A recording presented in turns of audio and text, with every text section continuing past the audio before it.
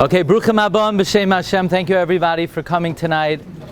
It means so much to our Kehillah. It means so much to me that everybody made time on this July 4th Nidche to show support for our shul, for our Kehillah, for our Beis Medrash. And we have a very exciting evening prepared. We're going to be unleashing the renderings, the first draft of the renderings for the new building, Be'ezus Hashem. I want to thank my dear friend Reb Rani Benjamini for opening up his home. And our humble bracha to you is that this home should always be pasuach l'ravacha, for chesed, for tzedakah, for hachzakas haTorah. May this home only see shefa, bracha v'hatzlacha, nachas de kedusha, v'yimali Hashem kol mashal subcha l'tova. Thank you very much. We're going to begin. We're going to have a few speakers who begged me if they could please get up and say a few words about the shul.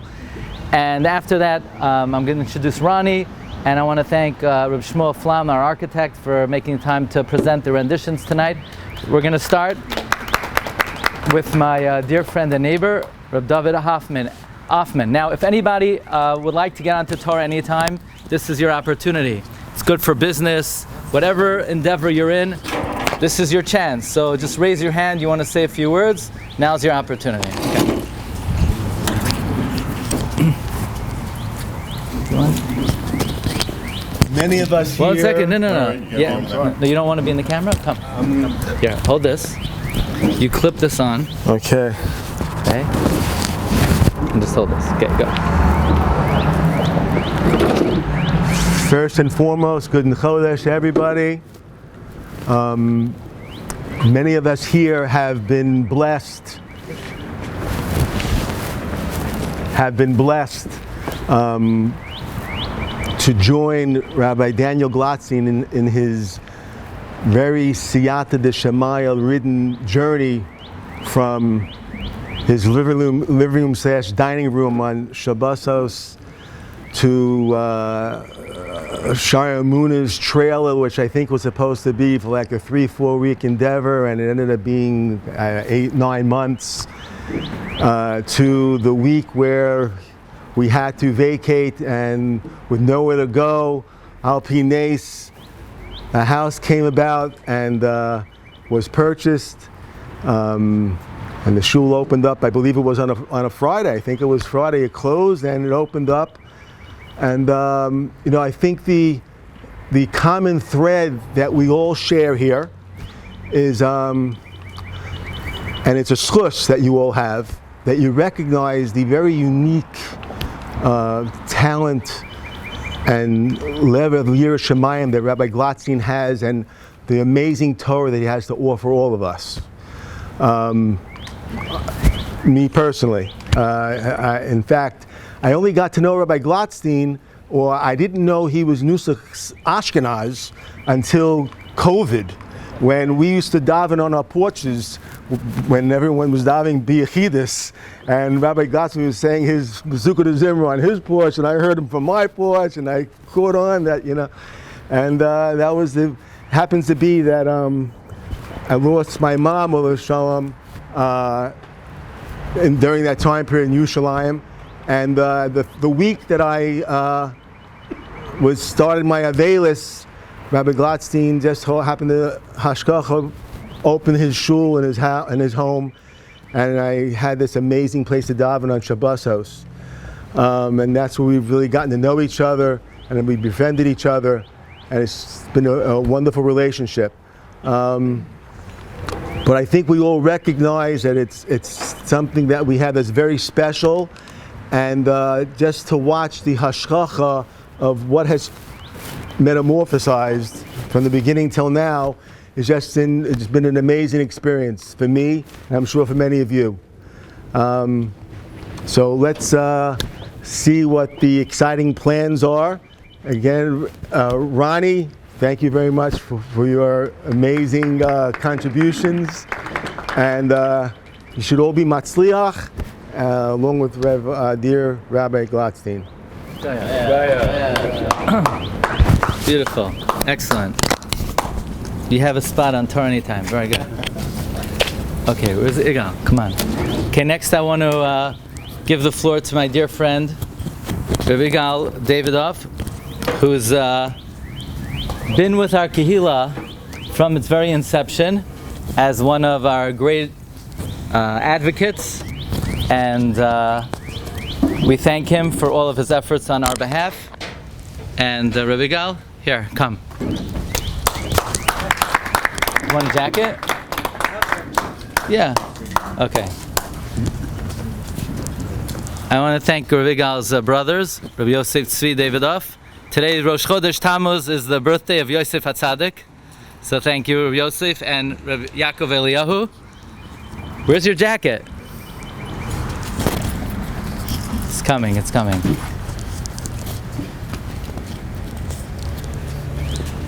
Okay.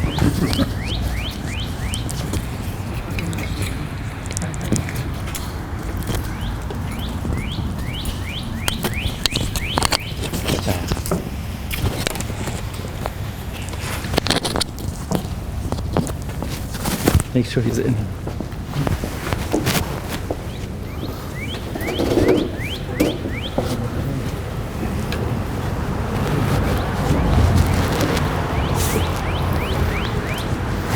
I'm about to sit. Is that okay? Can I sit? You want to sit? I should stand? Stand. They told me stage fright you should sit. Nobody's gonna see it.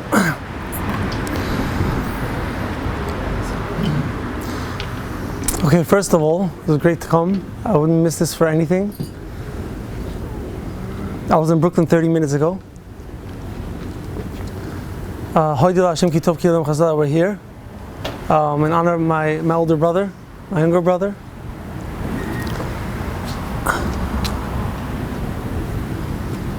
I get straight to the point. With the story. So there was a girl. There's a family, a husband and a wife. They lived in Russia many years ago. The father was enlisted to the army. He was 32 years old. He had a bunch of kids left at home. So as the Russians came and took off his father, the 12-year-old girl who was left at home became the older sister, the mother, the father, the aunt, the uncle of everyone else. Because that mother, from that day on, was no longer home. Every single day and every single minute, she was working, cleaning houses, schlepping boxes, whatever it took, she did to be able to put bread on the table. So that 12-year-old girl, she took her siblings to school, she took them on a walk, she played with them, she taught them manners. Every single day, she would collect a penny, a nickel, whatever she could. And she collected it into her purse, full of buttons, full of random things she found, little rocks that could be important, and she filled up this purse. 1 year later, on the birthday of her father, the anniversary of her father left to the army, and he's supposed to come back home. On the 1 year date, when she was passing by, taking her brothers and sisters to school, she passed a jewelry store. And she looked in the window today, and she said to her siblings, you know, Mom was working so hard. Abba's not home.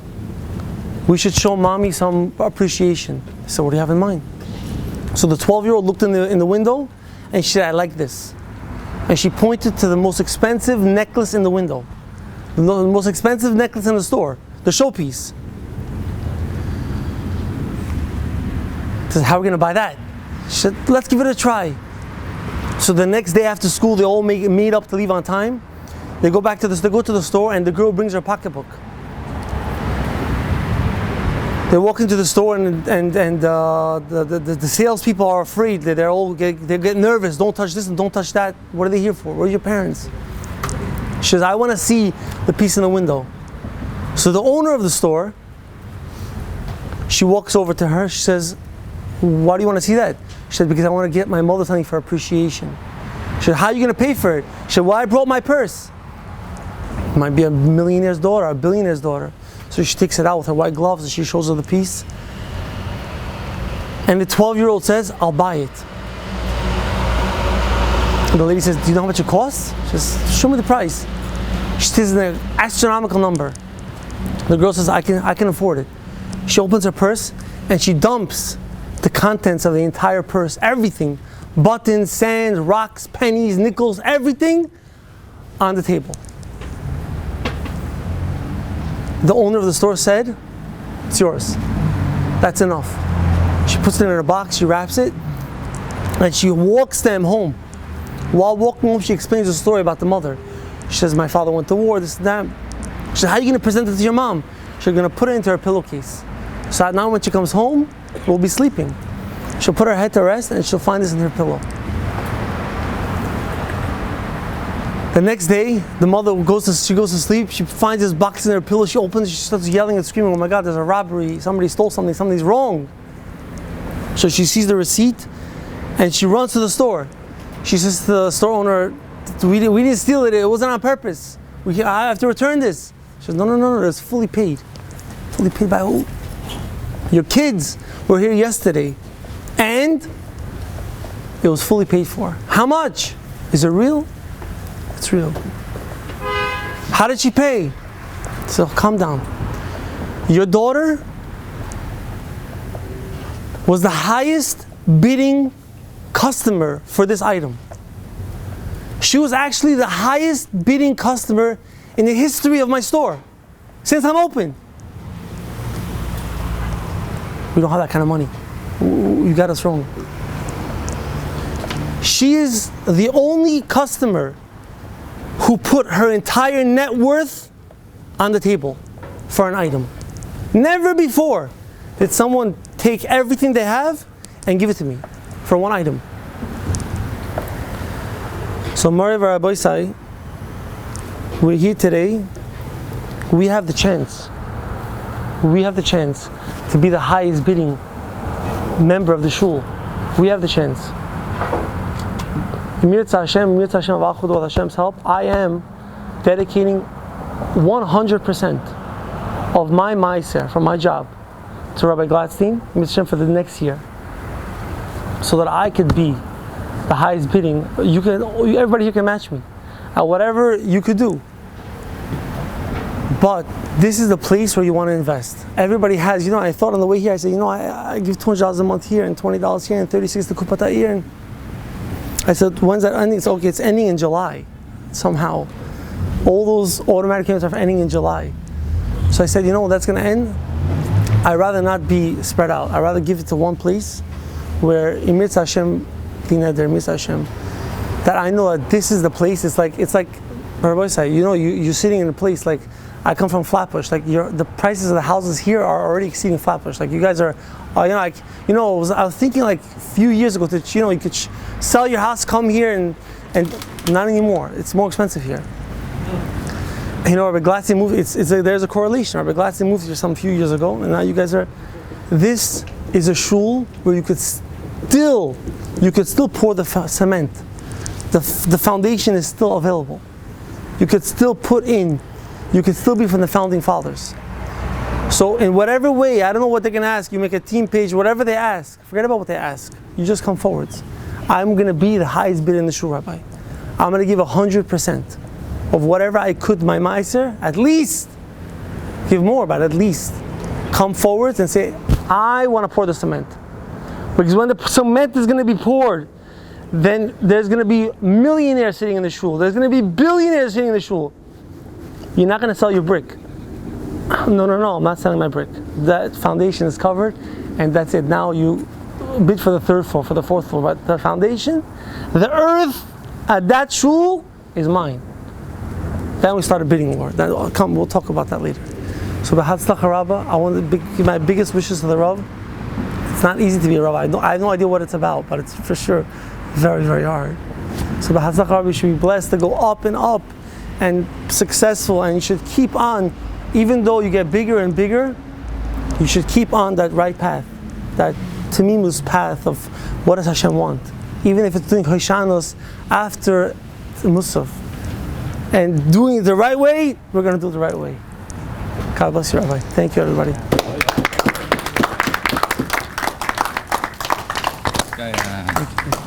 Thank you so much. Okay, Avi, you're on. Let's go. Want to call on my friend Avi Afriat. and then we're going to get the program going. Let's hold this.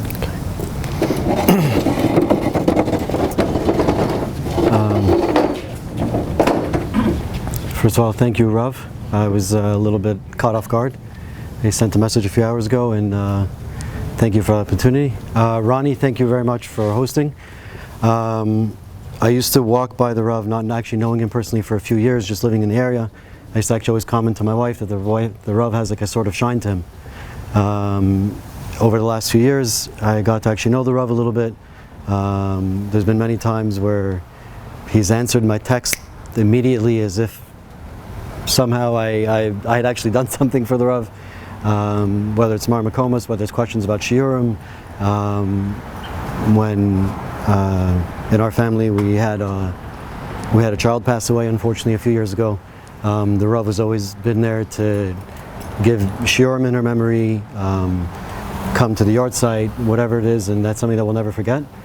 So before any sort of thoughts or anything like that, before I cross the toe, before anything else. I do a lot of driving during the week. I drive to New Jersey, I drive to different places as part of my job. And Rav Glatstein is, Baruch Hashem, one of the top Ravs that I listen to as I drive. It's very rare that you can go from whether it's Pnei Yeshua or the Rogachover or the Chida or Abir Yaakov or on and on and on. You can really have Torah from every background. Doesn't matter, Yaki, Litvish, Hasidish, Sephardic, so on and so on. I saw just today, I got very late notification from the Rav. I'm embarrassed, honestly, that the Rav even asked me. And I was trying to look for something quickly in the Parsha that maybe I could try and see something that would, and as I was going through, I saw something actually when they're talking about what happened with Moshe and Aaron, and they have the decree that because of this thing with the rock, that they're not going to be able to go into Eretz Yisrael. And there's a bunch of different Mefarshim, and some of them are light, and some of them are heavy. But I saw something with, I think it was the Or HaChaim who said, Le'nehem, that the test for Moshe was that, you're right, Hashem made it a little bit confusing for him. He said, go and take forth water from the rock. Some people try and say, was it because they used the lashon that, should we bring you, as if they're taking Hashem out of the equation, or various different things. But the Or HaChaim, I think, zeroed in specifically on, yeah, Hashem put some ambiguity in there.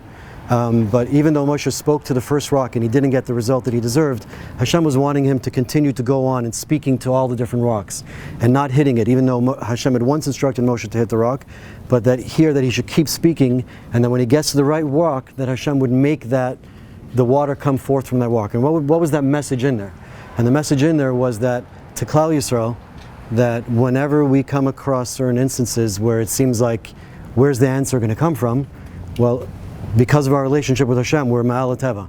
So Hashem wanted to show Klal Yisrael that a rock that clearly can't see, can't hear, can't spout forth any water, would, just because Hashem had instructed Moshe to do so, just by words, which again, obviously the rock has no way to react to that, never mind bear any water, was going to show that Klal Yisrael, wherever you find yourself, Hashem will always make it be that He'll provide for us.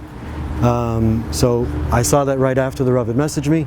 I'm sure many of us have been trying to find ways to support, whether in Eretz Yisrael or all kinds of complications ever since COVID started, before, after, during, everything else.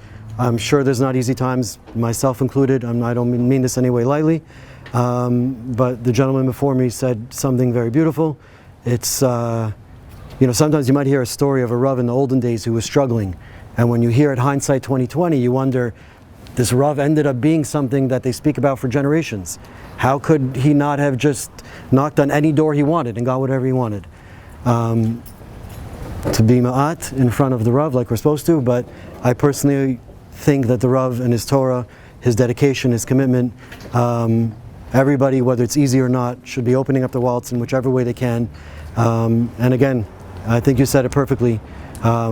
People afterwards are going to be falling all over themselves to be part of what ends up being built.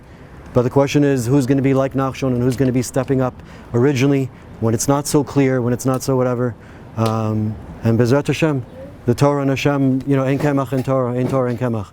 So Bezrat Hashem, it should be beautiful, it should be with Atzlacha. Amen. And thank you very much. Thank you so much. I have appreciation for you. Thank you.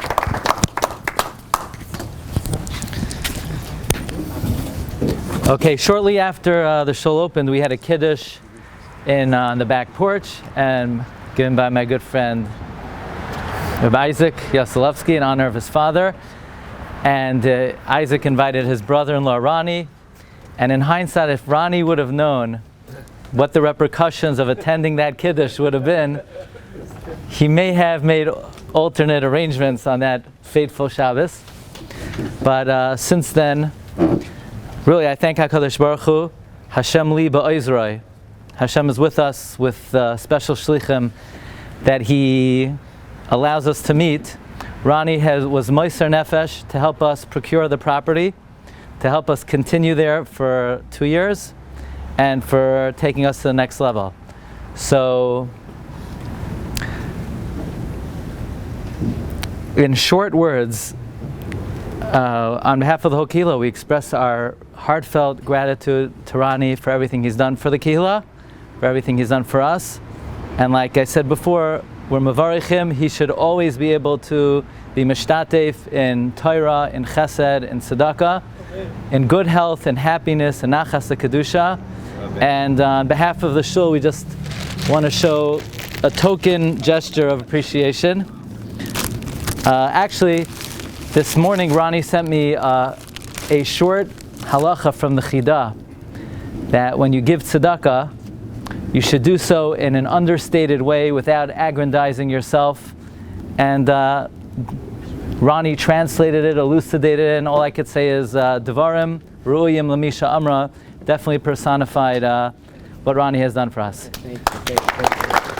This is for you. Thank you very much. This is for the rabbits. Oh, the rabbits. Okay, so Okay. This is first of all, just to highlight that first kiddush. I am a sucker for some good scotch and good herring, and this is for the Rebbitzin. So Hey, how you doing? Thanks for coming. I love to see. One second. You have to start again. So I have to start all over again. You didn't hear all this? Yeah, with the scotch line. The scotch line? Oh, do I have to repeat this? Yeah, repeat everything. Oh, yeah. Okay. The joke.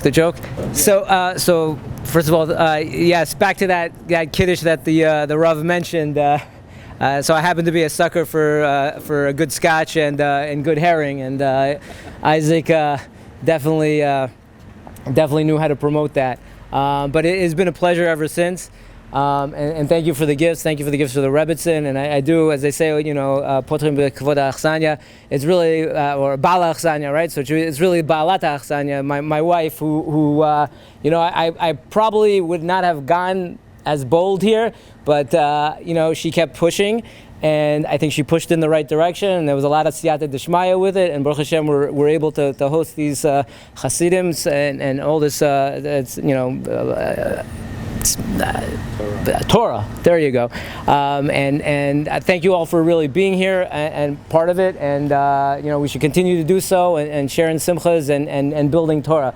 So this is really an opportunity to be chelek of building a binyan adead. I want to kind of touch on the themes that David brought up and Igal and Avi as well. This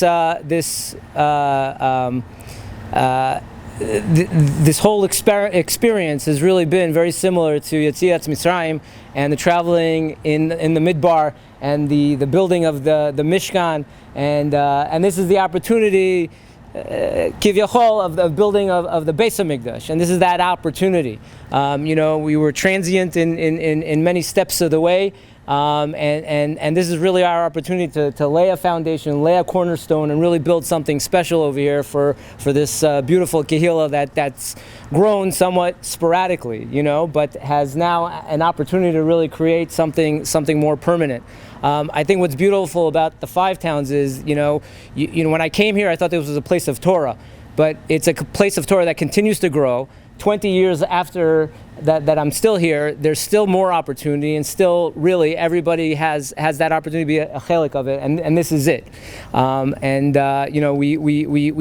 did it with Sharei Munah.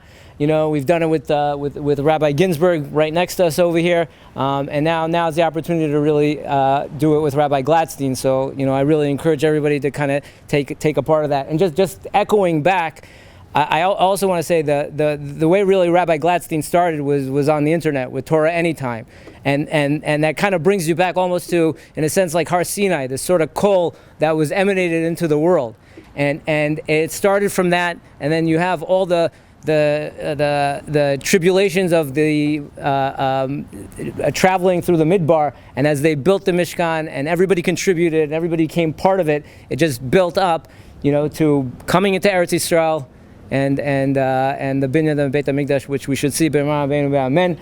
Being part of it here is something that will be swept up in the time of Mashiach and go straight to Eretz Yisrael, and so this is really an amazing opportunity. With that being said, I do want to thank very much architect Shmuel Flaum, who really kind of pulled this together and gave us the time and the attention to really make this presentation happen. So with that, I want to thank you, and thank you for being here, and please take us through this and show everybody what this building is going to be.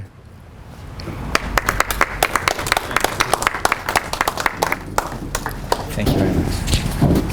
Thank you so much. Put it on. And this focus. Good evening, everybody. For those who don't know who I am, my name is Shmuel Flaum.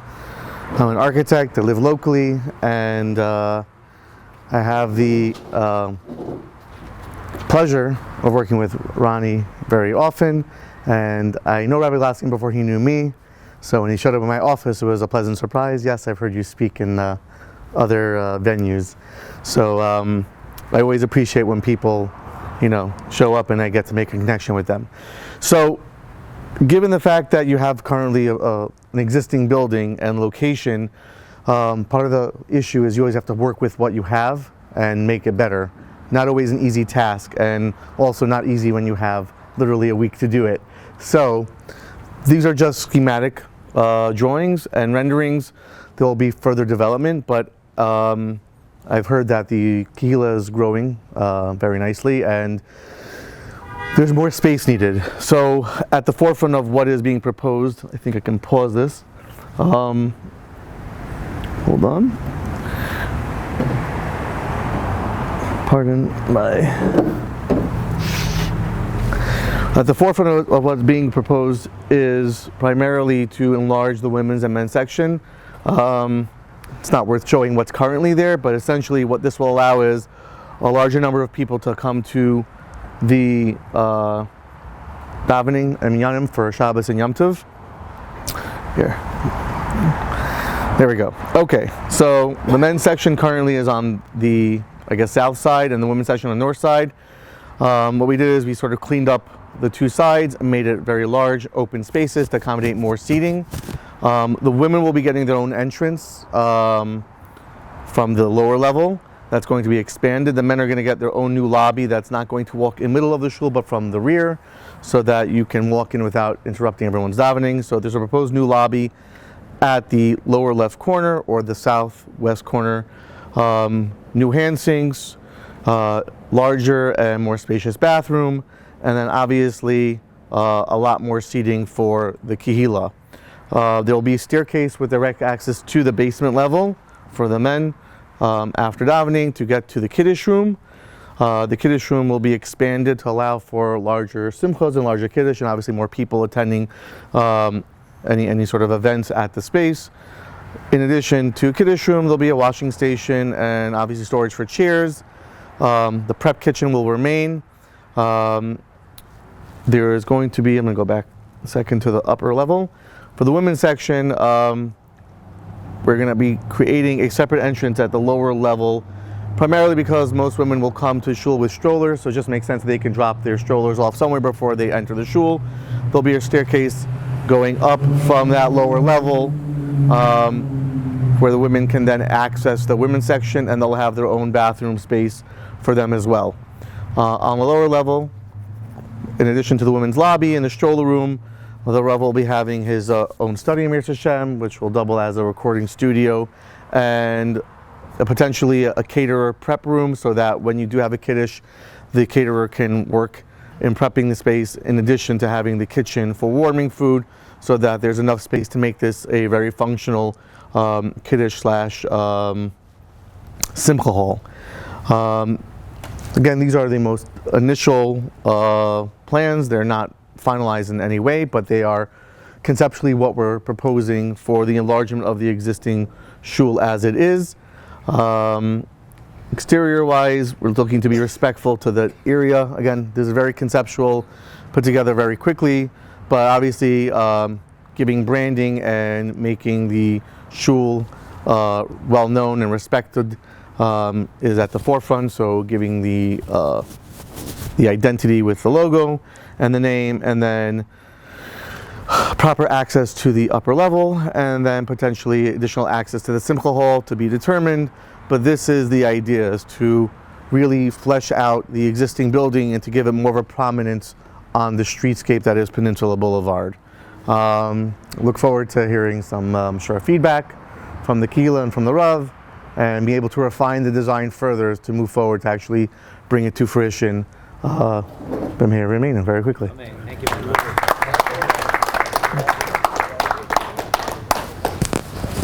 Thank you. Thank you very much. Thank you, Shmuel. Okay, we're going to hear one or two more messages. If anybody else would like to say anything, offer their words of bracha, encouragement, or if anybody would like to sponsor the entire building, now's your opportunity. I want to call on my good friend Rav Daniel Mamon to say a few words.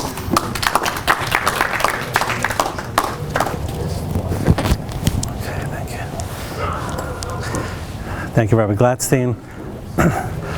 So, if anyone has come to the shul for Kabbalah Shabbos, they know that the Rav has a series that he's currently engaged in. It's called Davar Yafa B'ito, so I thought maybe I could try and tie it in as well. That's connecting the time of the year to the Parsha. So the first thing that stands out, we just read Parshas Korach, and as the Rav did say yesterday, that Korach has 95 psukim, which is Gematria Daniel. So right then and there. We find also another concept. We find this multiple times in the Parsha. It says Vayakilu al Moshe, that they gathered against Moshe, and then it says, the pasuk says Vayaka Aleihem Korach. Korach, he managed. He stayed up the whole night. Rashi says, and he stayed up the whole night for his efforts, for his Krum Hashkafa. He wanted to gather. He was a rabble rouser. He went around to Klal Yisrael trying to convince them to gather against Moshe. So you see the word Vayakilu, and of course we're talking about Kehilas Tiferes Mordechai. So we're here. Also, we're gathering, but that's where the comparisons end, I think. Korach had this Kehila of Tumah, but on the other hand, Kehilas Tiferes Mordechai is a Kehila to Kedusha. And I feel that what I wanted to really concentrate on is the Torah of Rabbi Glatstein, and Kishmo Kenhu. His Torah is Glat. If anyone has read any of his Sfarim, they'll realize that he has an uncanny way of taking abstract concepts or seemingly unrelated ideas and putting them together and putting them in his Sfarim. And sometimes, like I was saying to my wife, I said, I don't know really how he does it. I said, he has this project, Davar Yafa B'ito. It's every week, and then he just came out with a book on Lag BaOmer, and then before that there was the Haggadah, and it's like every year it's like something in anticipation he's working on. I'm sure there's many other projects he's working on that we don't have an idea, a clue, and we don't even know when he has the time to do this. So I just think about that and just the monumental task that he has. And one time, as the Rav said last year, I think when he said to me that when there was some flooding, I think, in his basement, and the internet went out, and he said, "What am I going to do?" Harbatzas Torah. He's like, "How am I going to get out there?" Add in Torah anytime. So all these things, it just gives you an idea. And I know in Shemayim that they're very much machshav is Torah, very much so. I can't tell you how. I know I was in touch with a Makubal in Eretz Yisrael, and I can't tell you who, because last year we had posted something, like we had campaigns, and then he had texted me, and he says to me, Rabbi Glatstein? And I said, yes. And he says, how do you know him? And I said, I daven in his shul. I said, he talks about Chida, Rav Chaim Palagi, the Zohar, things like that. He's like, I know. So so that's why I say that, but aside from that, I just wanted to, again, to say that, definitely, if in Shemayim Der Machshav is Torah, we definitely, and if Korach went ahead and he stayed up all night trying to get Klal Yisrael to join him, we should, Achas Kama V'Kama, we should work Yomam V'Layla to do whatever we can for Tiferes Mordechai. Thank you.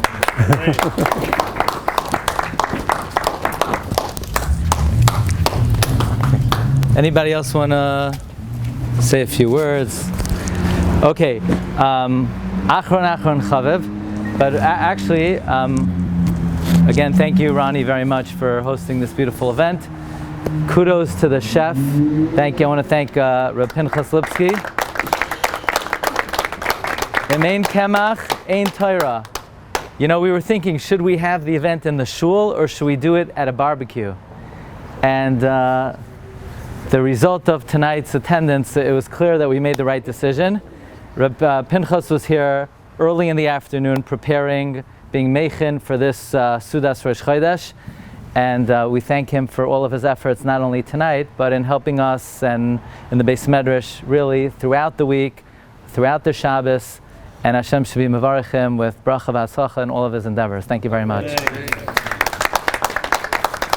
I want to introduce Pinchas's father, Rabbi Yamin Lipsky, who's also been instrumental in the success of the shul. He's been Moser Nefesh to many of the important administrative aspects of the shul, and he's going to share with us what we could all do to make this campaign successful. Thank you very much.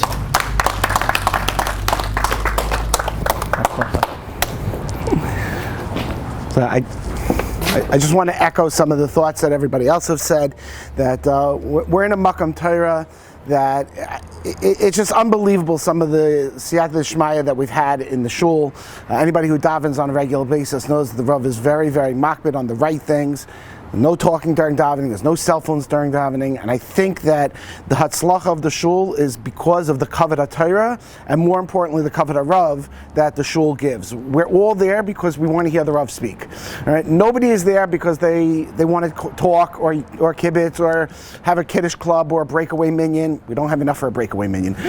We have the Rav, we come there, we want to hear him speak. So I'll tell you a funny personal story. I told this to my son, and I'll admit my wrongdoings today, but I think it's important to say.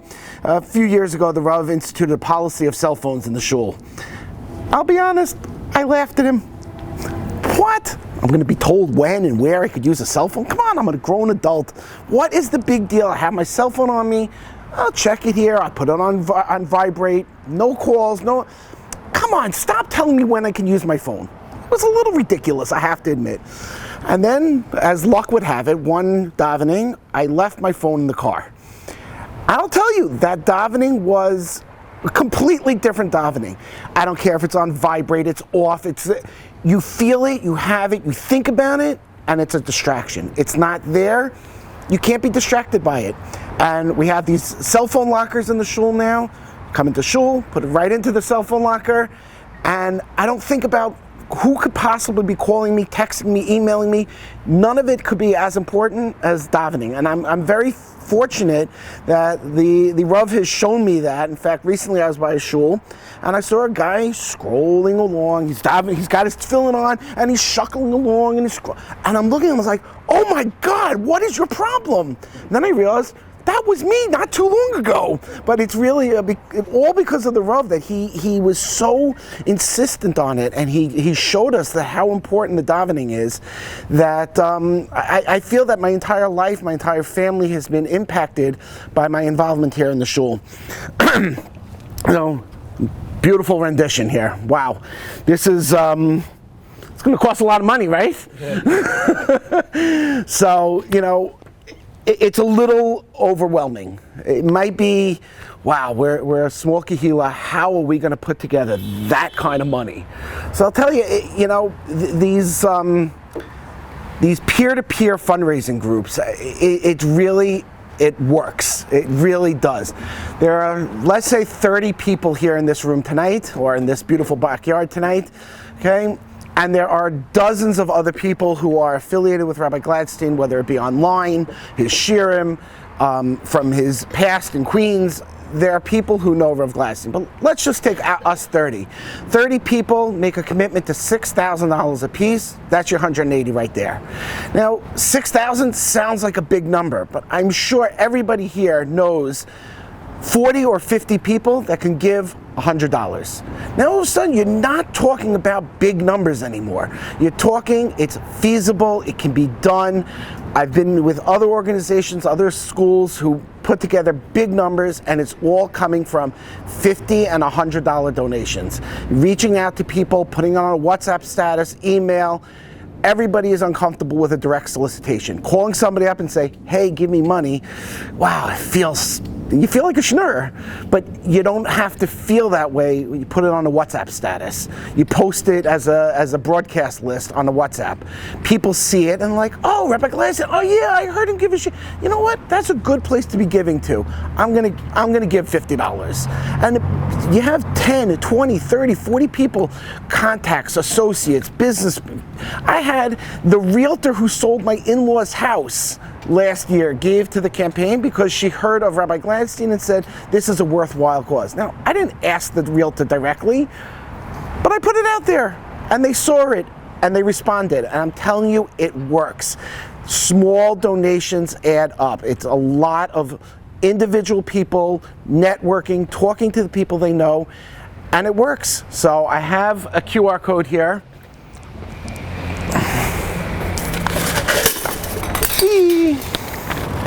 Okay, you scan the QR code. It'll take you directly to a link to sign up. You, no, pass them around. You can see me afterwards. You can set everything up. It's very easy. I can help anybody with broadcast lists, with emails. If you solicited people last year, I have a list of who you solicited, their names, their addresses, phone numbers. It's very, very easy. And I want to wish the Rav and Bracha that he should continue fighting the right fight, being makbid on the things that are important. And I think together as a kehillah, we're going to grow and build that foundation and lay the cement. And I think we can all be zeicher to have a small chelik in it.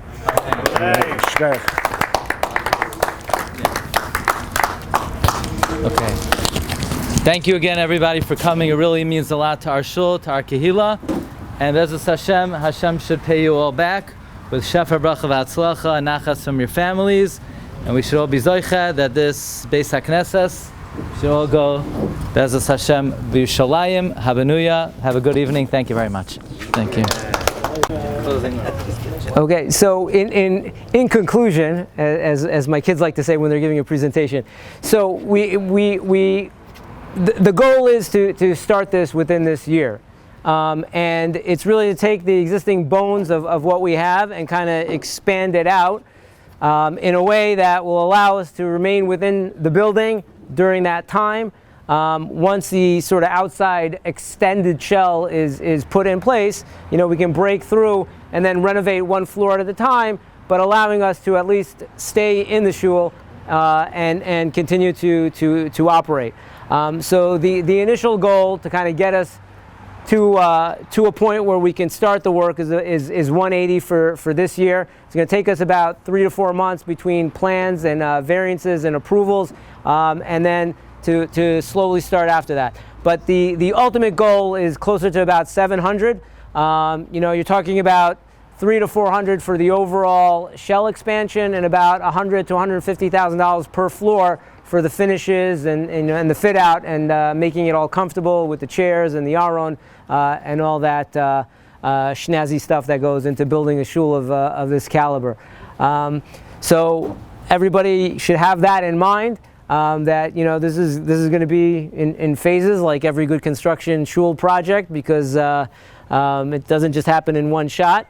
And we would love everybody's participation to make that happen. As I said earlier about Rabbi Glatstein, I think everybody's here because his Torah touches them in a special way. Everybody differently, but very much like in the Midbar, everybody's clothes sort of grew with them, like Simlotah lo baltam alehem. It felt comfortable. It felt right. It felt like it was part of them, and that is exactly what Rabbi Glatstein's Torah is about. And this is what we're looking to build here.